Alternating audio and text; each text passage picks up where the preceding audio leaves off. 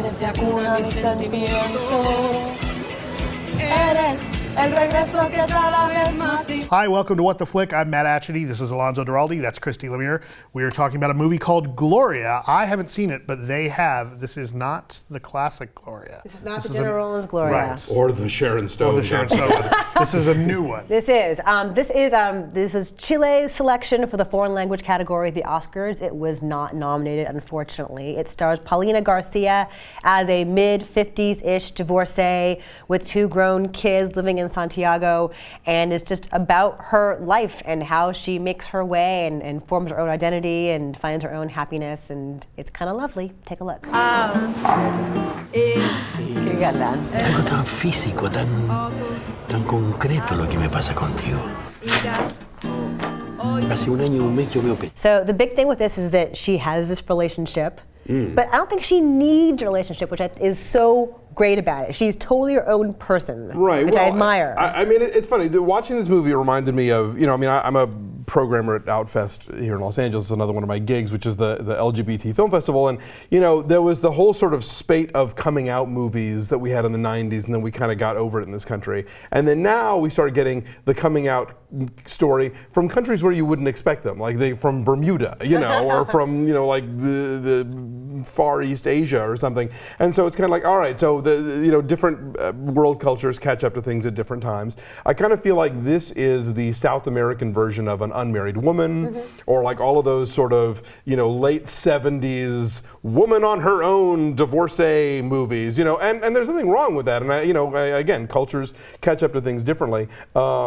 So yeah, this is basically a movie about her learning that she doesn't have to have a relationship to feel complete, but it takes her a while to get there. I would say though, I actually at the very beginning thought it took place in the 70s, and maybe that's an intentional homage on the director's part. Sebastian Lelio is the director.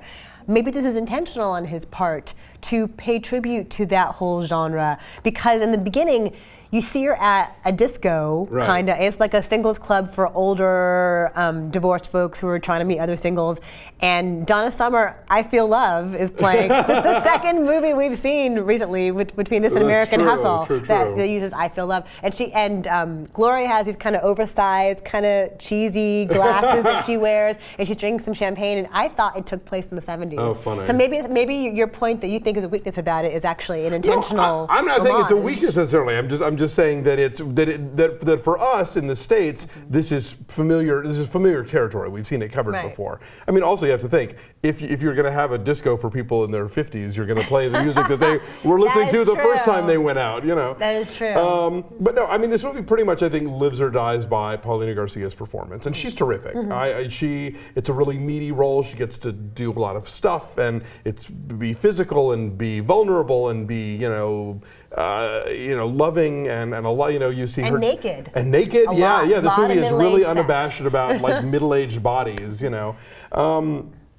I think that ultimately it does feel kind of familiar. It feels like any number of made-for-TV movies of the early 1980s with like Patty Duke starting over her life. But it's well done for what it is, and I'd say it's worth seeing for Garcia's performance. Yeah, it's well written, it's well acted. There are some neat supporting performances, some neat strange moments. There's this whole subplot with her and her upstairs neighbor, and you see the kindness in her because he's crazy or he's drunk or he's ranting. Rather than get angry with him, she calls the guy's mom. She tracks down the guy's mom to say, "Look, I'm a mother too. I'm really worried about him." So I think there's a lot of neat shading to her character. Yeah, her relationship with her kids is interesting because they're sort of like. But also, you know what? She kind of embraces who she is regardless of her age. I don't. Aside from like the way she dresses and the glasses or whatever, she doesn't seem like she's in her mid-50s. Like she goes bungee jumping. She goes and gets hammered at these singles clubs by herself. She kind of clings to a vibrancy. She has sex on the beach with a stranger. But I like that you cannot pin her down. There's an honesty to it. There's an unpredictability about it.